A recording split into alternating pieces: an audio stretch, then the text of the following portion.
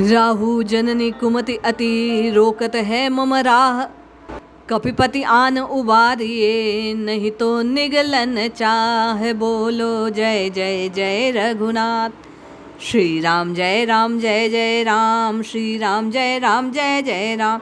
श्री राम जय राम जय जय राम। श्री राम जय राम जय जय राम। जय श्री हरि। पूज्य गुरुदेव के चरणों में बारंबार प्रणाम। सभी नाम नष्ट साधकों को जय जय श्री सीताराम। आपने और मैंने कल परम पूज्य श्री प्रेम भिक्षुक जी महाराज द्वारा रचित श्री हनुमान चालीसा की व्याख्या को श्रवण किया, टीका के प्रथम भाग को श्रवण किया। आज उसी क्रम को आगे बढ़ाते हुए चौपाई के अर्थ को, भावार्थ को, व्याख्या को श्रवण करते हैं। भाव को ग्रहण कर श्री हनुमान चालीसा का नित्य पाठ कर हम आप भी अपने उद्धार का प्रयास करते हैं। पूज्य स्वामी श्री लिखते हैं, जय हनुमान ज्ञान गुण सागर, जय कपीश तिहु लोक उजागर। ज्ञान और गुण के समुद्र श्री हनुमान जी की जय हो, जो तीनों लोकों को अपने शुभ चरित्र के द्वारा जागृत करते हैं। ऐसे कपीश की जय हो। भावार्थ है कि ज्ञान लंका पर विजय प्राप्त करने के बाद श्री राम जी ने हनुमान जी को आत्मा, अनात्मा और परमात्मा का वास्तविक स्वरूप, तीनों के कार्य और कर्तव्य परायणता का बोध कराया था। ईश्वरीय माया का स्वप्न में भी प्रभाव न रहे, ऐसा आशीर्वाद भी दिया। जानकी जी ने प्रसन्नचित होकर श्री हनुमान जी को आशीर्वाद दिया कि ईश्वर प्राप्ति करने और कराने में जो भी सौम्य गुण हैं वे सब तुम्हारे हृदय में निवास करें। आपकी और मेरी कामना भी राम तत्व को जानने की है, राम जी की प्रीति को प्राप्त करने की है। और माँ जानकी के आशीर्वाद से केवल और केवल यह योग्यता श्री हनुमान जी में है। तो हम सब साधक श्री स्वामी प्रेम भिक्षुक जी के बतलाए इस अर्थ को विश्वास पूर्वक धारण करते हुए श्री हनुमान जी महाराज से प्रार्थना करें कि हे नाथ, हमें भी राम तत्व की जागृति मिले, राम तत्व का बोध हो, हम भी राम राम राम रटकर राममय हो पाएं।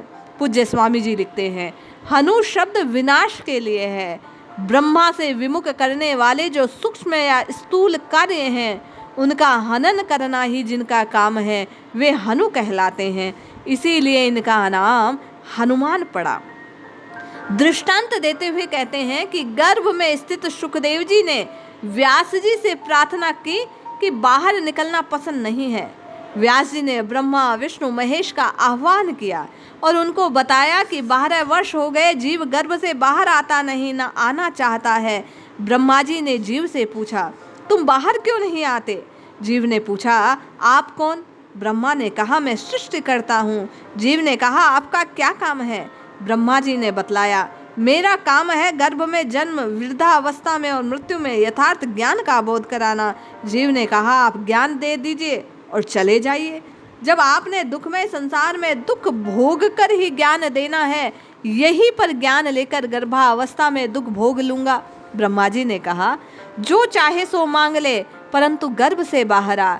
जीव ने कहा, तुम्हारे अधीन होकर गर्भ जन्म जरा मरण के दुखों से पीड़ित होकर मैं ज्ञान प्राप्त नहीं करना चाहता, आप चले जाइए। शिव जी बोले, हे जीव, तो इस मलमूत्र के स्थान में क्यों पड़ा है? जीव ने पूछा, आप कौन? शिव जी ने कहा, मैं संसार का हर्ता हूँ, ज्ञान प्रदाता हूँ। जीव ने कहा, जिस ज्ञान से आप उपदेश देते हैं वह तो आप दे दीजिए, परंतु आपका सृष्टि हर्ता स्वरूप में देखना नहीं चाहता।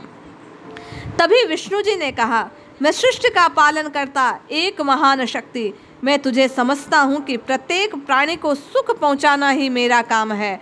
तू गर्भ में स्थित होकर माता को कष्ट पहुँचा रहे हो, बाहर पिताजी भी दुखी हैं। गर्भ का नियम केवल 10 महीने का है, तुम 12 वर्ष से पीड़ित कर रहे हो। गर्भ में स्थित जीव ने कहा, मुझे यहाँ डालने वाला कौन? मैं उसकी खोज कर रहा हूँ। मैं दुख नहीं दे रहा। पिता को कष्ट, माता को कष्ट गर्भ से न निकलने की भावना पैदा कर रही है। मेरे पिता ने 100 वर्ष तक तप किया, वह पुत्र भाव से मुझे क्यों नहीं समझते? कष्ट देने के भाव से क्यों देख रहे हैं? श्री विष्णु जी ने कहा कि देखो, वह मेरी माया है जिसके कारण संसार मोहित हो रहा है, नाना प्रकार के कर्मों के बंधन में बंध रहा है। उचित अनुचित कर्म करता है। जीव ने कहा, यहाँ तो ठीक है, आप प्रतिज्ञा करें कि आपकी यह माया मुझे नहीं सताएगी, वरना मैं गर्भ में ही ठीक हूँ। तब तीनों देवताओं ने प्रतिज्ञा की कि हमारे तीनों में जो सृष्टि के कार्य हैं तुम उनसे पृथक रहोगे, हमारी माया तुम्हें नाम मात्र को भी नहीं व्यापेगी। श्री राम जी का दिया हुआ वास्तविक ज्ञान हनुमान जी को प्राप्त हुआ, इसीलिए ज्ञान के समुद्र माने जाते हैं। हनुमान जी में सौम्य गुण है, राग द्वेष ईर्ष्या आदि से रहित, जो केवल ईश्वर प्राप्ति के लिए प्रयत्न करते हैं, करावें, वे सौम्य गुण कहलाते हैं। श्री प्रेम भिक्षुक जी महाराज इस बात को उदाहरण देकर समझाते हुए कहते हैं कि श्री हनुमान जी को रस्सी से बांधकर मुदगरों और भालों से मारते घसीटते हुए रावण की सभा में ले गए।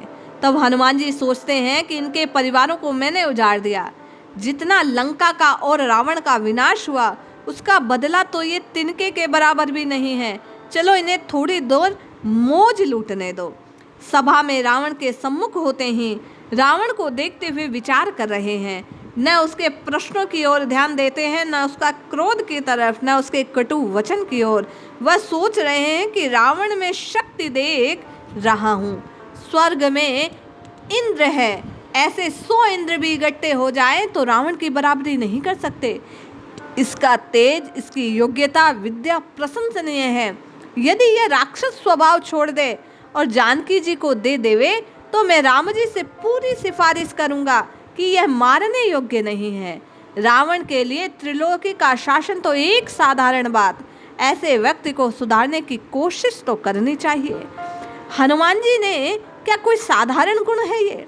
क्या कोई व्यक्ति ऐसा होगा जो सद्गुणों को जीवों के उद्धार के लिए लगाता हो, स्वयं कष्ट सहता हो? यहाँ स्वामी जी एक बात प्रकट करते हैं, साधक को, राम नाम प्रेमी को श्री हनुमान जी महाराज के इस गुण से शिक्षा लेनी चाहिए, प्रयास करना चाहिए कि परहित का ध्यान रखकर अपने लिए यदि कष्ट का भी चुनाव करना पड़े तो साधक उससे घबरावे नहीं।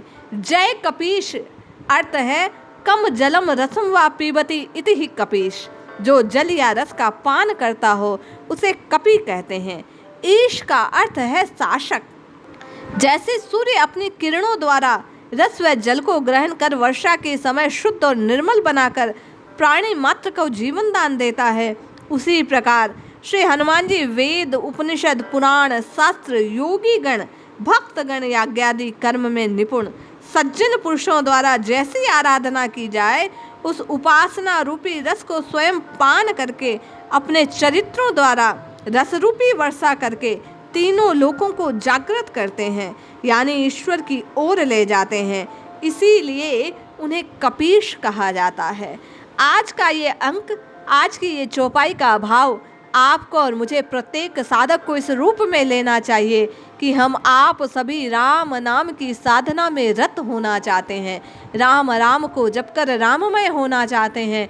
इसके लिए आपको और मुझे श्री हनुमान जी से शिक्षा लेनी चाहिए, उन्हें अपने गुरु रूप में जानकर उनके पदचिन्हों पर चलने का प्रयास करना चाहिए।